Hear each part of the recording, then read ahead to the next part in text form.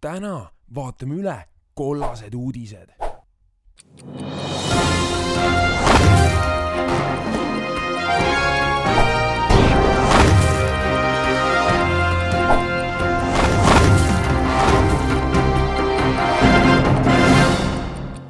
Alustame Victoria Beckhamiga.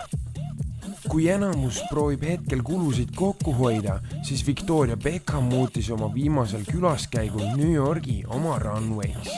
Järgmiseks staariks on Britney Spears.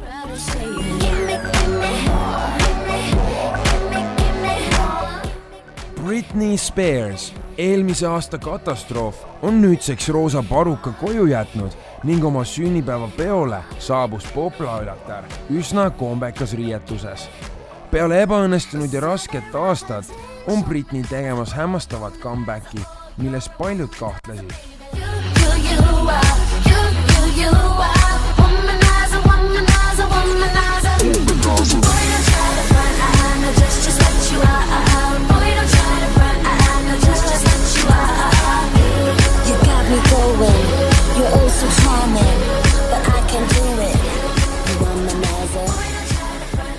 Vaatame üle, mis on toimunud punasel käival.